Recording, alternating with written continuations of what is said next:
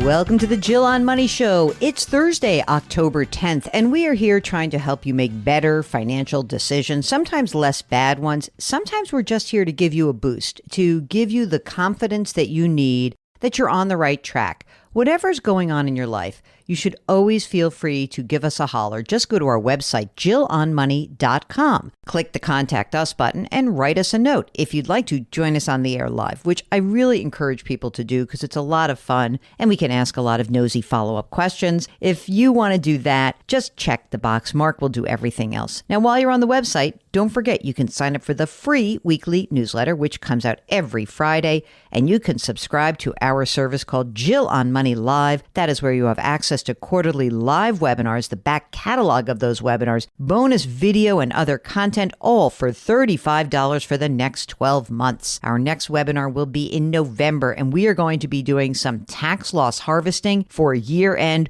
Once and for all, we're going to walk you through your year end to-do list, and we're going to make sure you get it done this year. We've got a great guest, my friend Michael Goodman. He's a CPA and a certified financial planner, so he's got the goods. Today, we're going to start with Jackie, who writes, "We are being given a one-time, one chance to opt into our state's defined benefit plan. I have the ability to purchase service for my out-of-state public teaching, 3 years, but in order to pay for the purchase for that credit, there's an option to roll over funds from my 403B. Is this a good or a bad idea? I can pay for it myself, but it might be challenging to save the funds in order to pay for it all at once, which is what they request." Jackie, I love this idea, especially if you are in the system and you plan to stay in that system. So if there is an option to roll over the funds from your 403B to buy the credit, that's the way I would go. That way you don't have to drain your emergency reserve fund. And just get the details and follow up with us on the details, because hopefully we can help you navigate whatever other choices might be ahead of you. The next note, this is from Deborah, who writes, "How long should it be until we see loan rates lowered since the Fed lowered the prime rate last month? In particular, I'm looking for an automobile loan." The auto loan numbers should be coming in pretty quickly. It should be within months. However, the auto loan market is a little different. And I have to say, it's very interesting because it may really have to do with the kind of car you're buying. You should be looking at all different brands because the loan programs differ based on the brand that you are looking at. So be open to find a different car. As I always like to say, do not shop for a car, shop for a deal with a loan.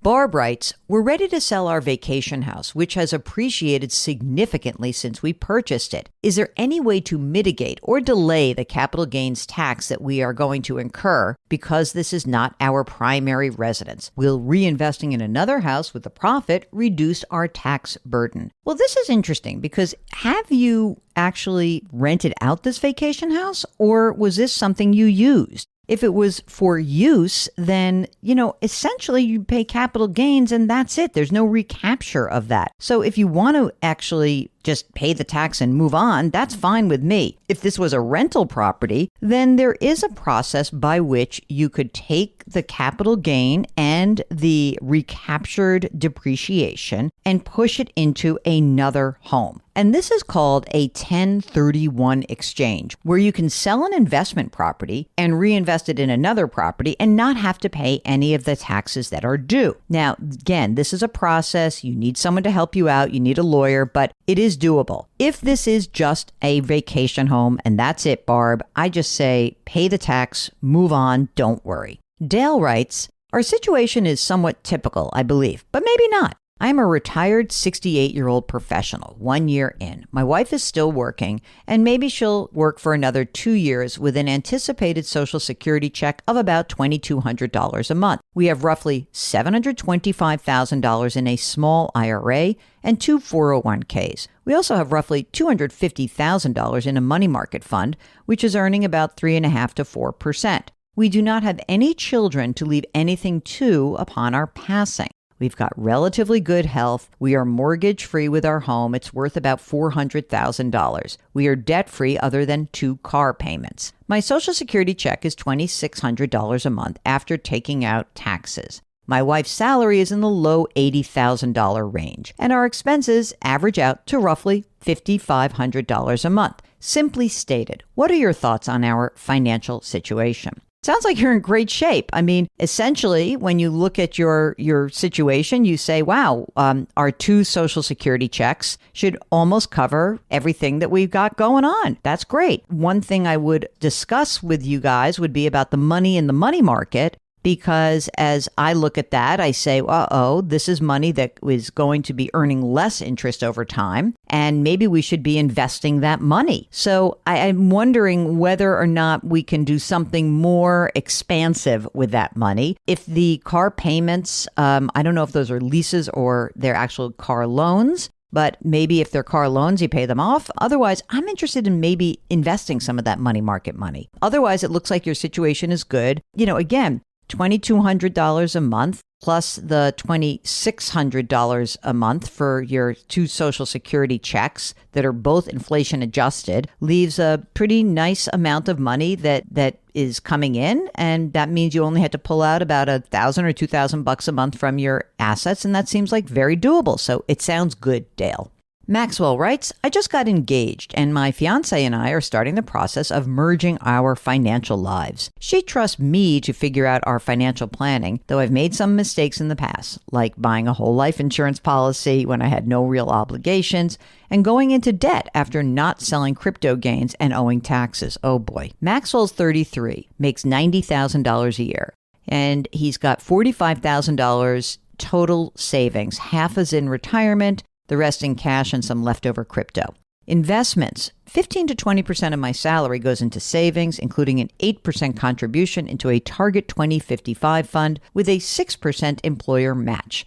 $300 a month goes into a Roth IRA. $1,000 a month is split between emergency funding and down payment savings. And his fiance is 30 years old. She makes $60,000. She will have around a $30,000 to $40,000 a year state pension because she was a teacher. She is contributing 6% to a Target 2060 fund, no other savings beyond this. He says, we've been saving for a down payment and maintaining an emergency fund. I feel behind where I should be. What should we be doing to catch up financially? You're not behind. You're in great shape. Everything is good. So I think what you really want to remember is that the most important thing to consider when you're starting out is the big 3, which is funding that emergency reserve fund, putting as much money as you can into your retirement accounts, and remaining debt-free. You're doing all of these things. So don't worry about the past, the mistakes. It's fine. It's totally fine. But you've got a nice big income. I love the idea that you've got that emergency fund that's building up. And you are putting money away for retirement. So you're on the right track. No worries, Maxwell. Don't make yourself so crazy, okay?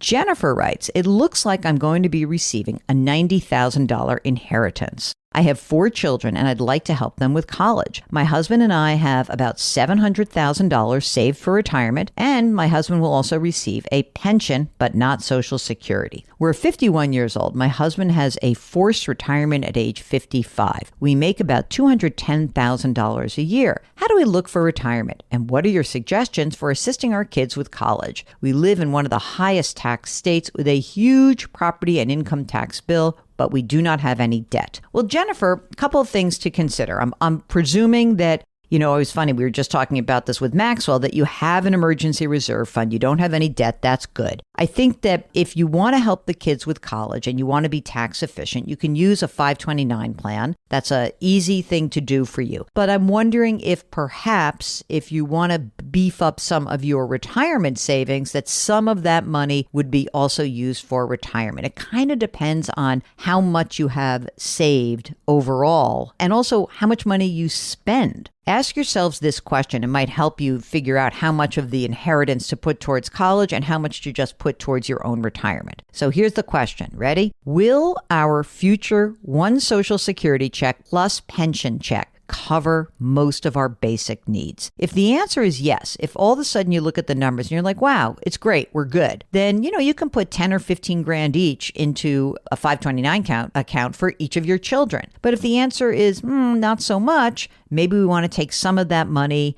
and put it into other assets that are available for either college or for your retirement. Either way, we need a little bit more information. But if you think your Social Security and pension will cover your needs going forward, then I think you're in good shape and you can take that $90,000 and make sure that you put it into a 529 plan for the kids.